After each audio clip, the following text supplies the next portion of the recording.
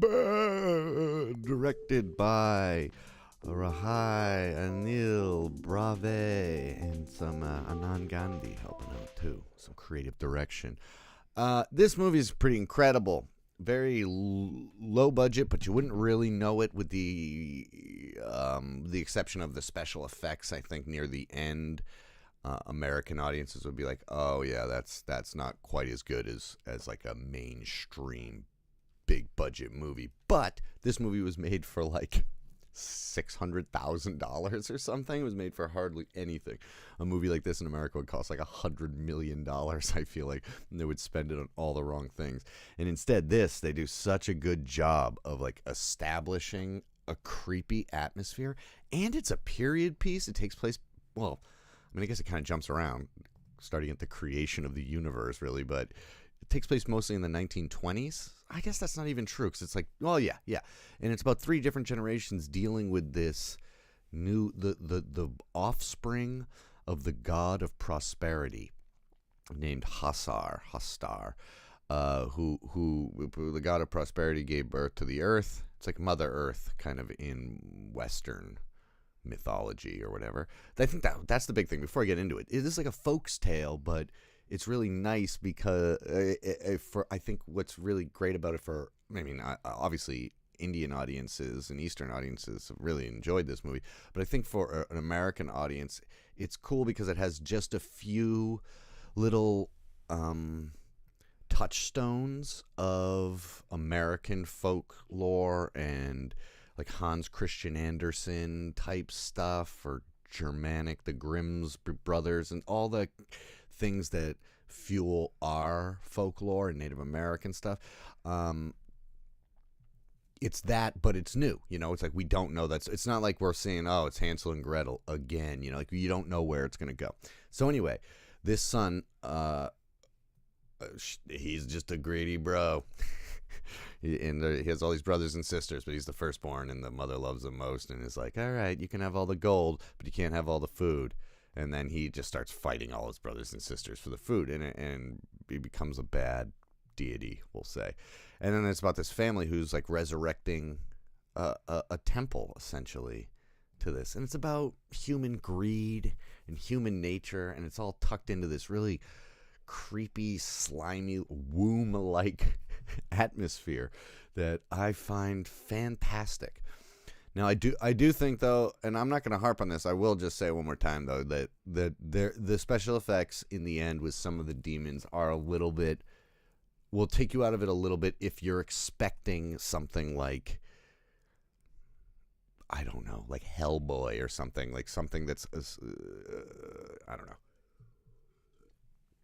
But you got to take into consideration that this movie, like it took them 7 years to make it or something. They had to shoot it over a super long period of time. There's all these monsoons apparently that I don't know if that hurt the production or slowed it down, or I don't know 100% why it took 7 years, but it was just maybe just getting budget, letting things change, letting special effects adapt and stuff. So it's a major achievement, and it's one of the few like critically acclaimed international horror movies in recent years. There's only, in recent years there's been a handful, but this is definitely like at the top of the heap, especially coming out of India. I feel like this is the one that people always mention to me, and people are always like, you got to review this, and I go, this is the funny thing about, I don't know, the beginning in 2020, sometime in the beginning of 2020, I was watching whatever, and I went, oh, and I'm doing the show, and I was like, oh, Tumbbad, that looks crazy. I'll watch, because I wanted to watch an Indian film, and I think, here's another thing, it's only an hour and 44 minutes, which I've gotten used to Indian films being longer, and I understand that structure, but again, you have to understand that Western audiences are often not used to having songs in there, which always extend this does not have that, extends the runtime and stuff like that. So I think that I clicked on it because I was like, hour 44 minutes, I can hack that. You know what I mean? It makes it less intimidating, which is, I don't know. I know that's pitiful, but that will help garner an audience if you know what I mean.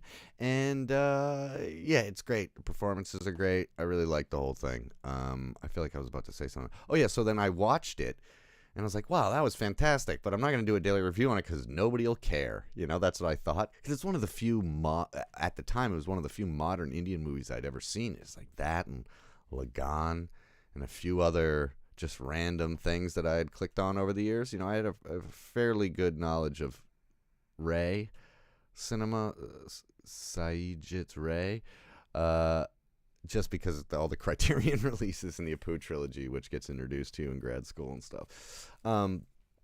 And it's so funny that I didn't bother to review it because I figured no one would care. And then, you know, a few years later, RRR comes on, and I was like, oh, I'll review this. This is pretty nutty and a pretty big deal, and I kind of haven't seen anything like this. And that's my highest watched video. God damn it! If I had just reviewed this 2 years ago, it would have been much better off. But yes, people keep asking me to do this. It's done now, guys. I think it's fantastic. I think unbelievable achievement in cinema in terms of its limitations. It looks fucking awesome 98% of the time, I would say. And it has the things I like about a horror movie. Creepy atmosphere, not going, you know, saving the tension, not being crazy the whole time, and then steeping it in a nice human message that's true about our abusive nature or just the greedy nature of being a human, and where that comes from and where that goes. And where it ends, nobody knows. You can like and subscribe if you like to subscribe. I'm here every day. You can be here as much as you want. I will definitely at least give you 1 or 2 Indian movies a month. It's not a main Indian channel. I also don't react to trailers, so don't bother asking me about that, because I don't even know what that means. Like, I mean, I've watched other people do it, and I'm like, that's not what I want to be doing, so I won't react to anything. I will review stuff if you recommend it, though. I'll try and get to it. Anyway, what I learned is that you don't need the budget if you have the passion. If you can get everybody to rally behind you and be like, this is the thing that we're doing, and it might take 7 years, but it's going to open at the Venice Film Festival, baby.